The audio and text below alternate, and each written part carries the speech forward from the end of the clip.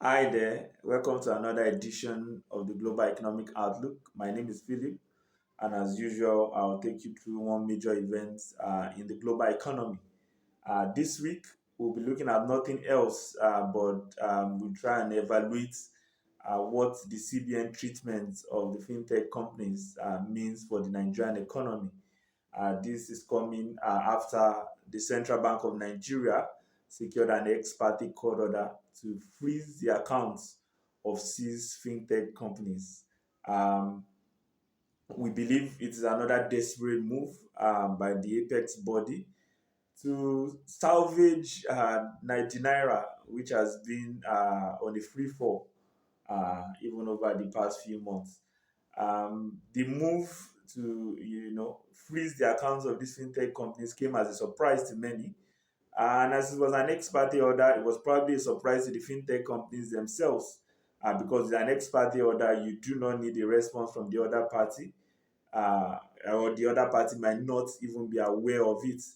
And the case has been adjourned to February in 2022, which means that these companies might not have much in terms of reaction before then. So the affected companies again are Bamboo, RiseVest Technologies, Chaka Technologies, and CTL Business Expenses. So what these companies do is that they allow or they make it easy for Nigerians to invest in foreign bonds and foreign securities. And because they have different applications, people are able to do that on their own, and it's quite easy to do. And that's actually a laudable thing to do, because even if you discuss with any investment advisor, they will always advise holding some foreign securities. And I'm not talking of just Nigerian foreign advisors. Even those in America and other countries advise clients and customers to buy into the securities, the bonds, the stock in other countries. It's just as a means of portfolio diversification, and also to be able to capture the opportunities that are available in other terrains. So it's quite normal. In fact, the Central Bank of Nigeria has many times, organized road shows to try and convince investors to come and invest in the Nigerian stock market or in the Nigerian bonds market, because it all has its effect on the Nigerian economy. Is more or less like importing foreign exchange into the country, because when the money comes, it stays, and is within the system, which has the capacity to help the even the foreign exchange and Nigeria's currency. So it's a surprise that the CBN is now showing little tolerance for fintechs who are doing exactly the same thing, but this time the other way around, just helping Nigerians to also diversify by investing in other countries. Some might say, "Oh, it's not a directed target. It's not that is not why they are being targeted." But when it comes to regulation, it has to be done with caution, and also the approach also is also very important. Many will argue that the CBN is in charge of the foreign exchange markets, and that is very correct. In fact, that's one of their primary responsibilities. But when there is regulation, it must be done with consideration for the long term. It cannot be a short term thing, or thinking, "Oh, I just get my way now, I do it, and then." But whatever is done must be done to encourage investment as well. Because the perception of those in other countries, the perception of investors is of immense importance when such a decision is being taken.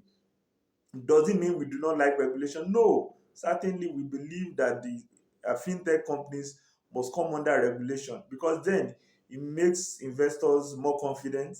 It makes even the financial system more efficient and more effective. But the approach has to be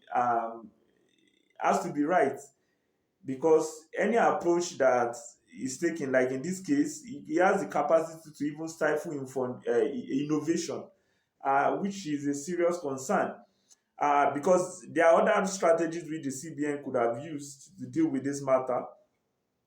In fact, they could have engaged the companies directly, carry out their investigation to ascertain if there is indeed a breach, if they've breached the FX regulations in any way. There's nothing stopping the CBN from doing that, because as far as we know, it is not illegal to source for FX outside of the official window. If you won't get it within the official window, you can actually source for funds outside the official window to get it, which we believe is what these fintech companies are doing. But if the CBN, for instance, believes that they are accessing the official window, then it means that it's probably even the banks and other official sources that have to come into question here. Because if they are not supposed to sell, be able to access it from the official market, and those who sell in the official market are selling to them, if that is the case, which we doubt, then it's the official sources who have to be sanctioned, because they are the ones who must ensure that FX is not sold to whoever is not eligible for it. So, and if it is about maybe the fintech companies are aiding money laundering, or there are processes in place currently which banks use for reporting suspicious transactions, which banks use for curbing money laundering. The CBN has to ensure that these fintech companies also adopt these procedures in order to ensure that they are able to curb money laundering. So again, yes, we believe regulation must be in place, but this approach taken by the CBN looks more like a war on these companies rather than a strategy to help them or bring them more or less under regulation. Again, the FX challenges in Nigeria is not as a result of what these fintech companies are doing. Really, we all know it's because the import export balance has not been good enough. As long as Nigeria is not able to encourage exports to the level where it can bring in sustainable foreign exchange into the country, as long as the country does not diversify enough away from oil and promote local manufacturing and production, then the challenges will remain.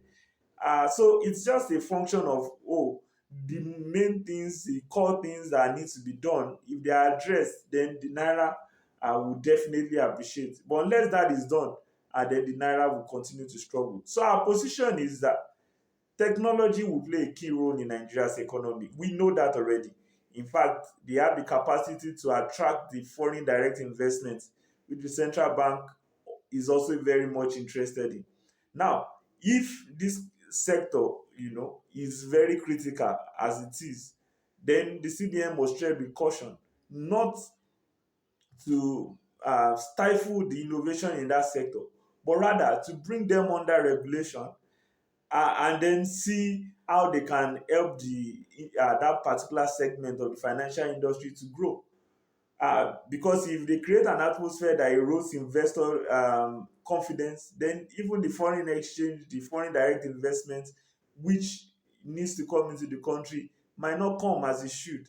So, and that is our position, and that's why the CBN must see this as very critical to the Nigerian economy, and they must also address these issues with caution, and the approach must not create the wrong perception, even to investors. So you can let us know what you think in the comment section. We'll be back with you next time with another edition of the Global Economic Outlook. See you then.